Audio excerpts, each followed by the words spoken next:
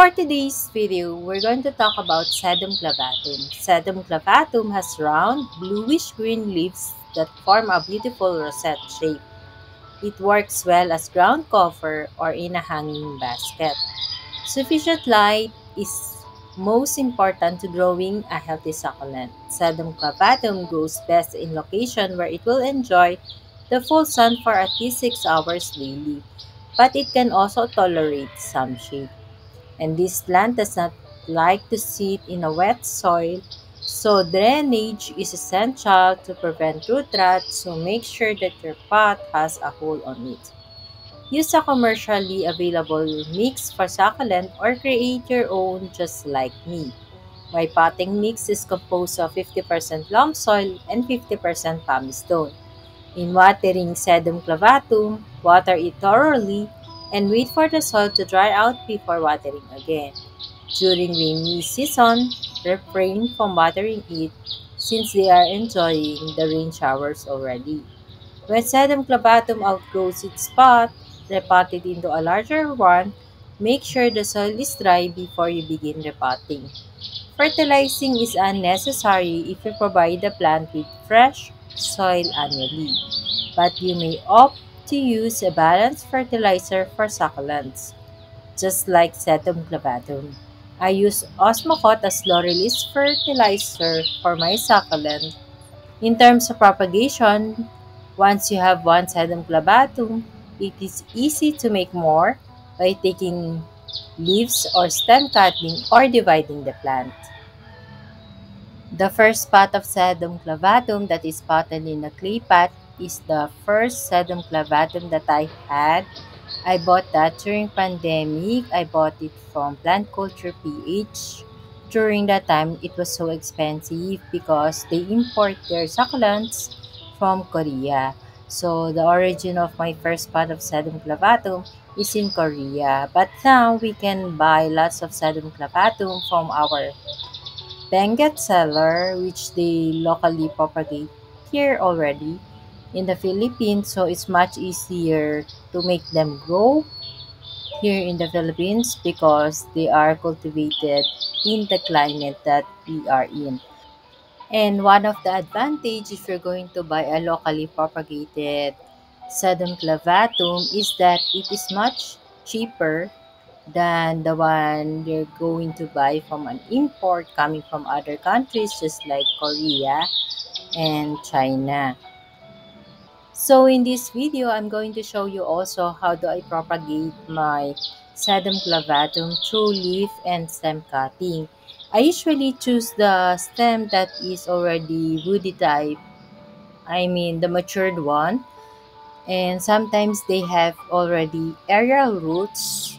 So once I cut them, I usually pot them immediately also in the pot or in another pot, but I just make sure that the soil is totally dry because if you pot the stem cuttings after you cut it in a wet or moist soil, there's a big chance that it will just rot, so it's a waste.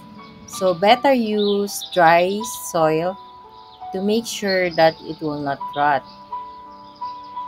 And all the leaves that will be falling while we cut some of the stems of the Sedum clavatum will be used as leaf propagation.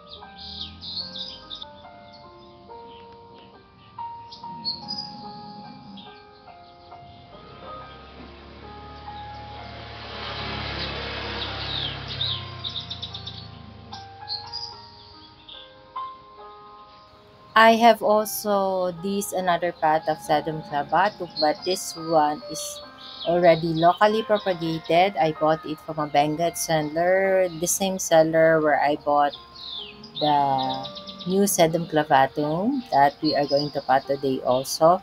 It's from Jusel San Cactolens. If you are interested, you can check her FB page and inquire or send her a private message if you want to buy some succulents from her.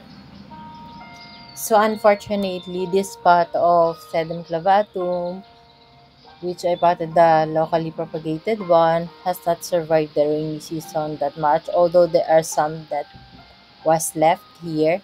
So some cuttings from the old Sedum clavatum that I have bought 2 years ago will pot it here, so it will become lush also this pot, because I want this pot to be full of Sedum clavatum too.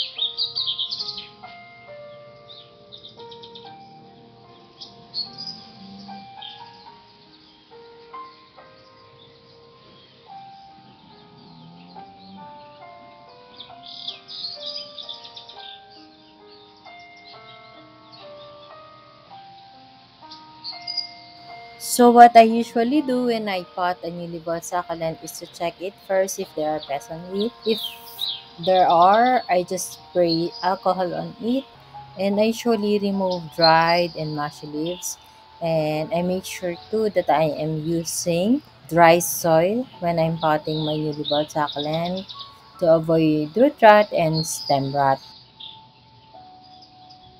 And I have said a while ago also, I'm going to show you how do I pot my newly bought Sedum clavatum.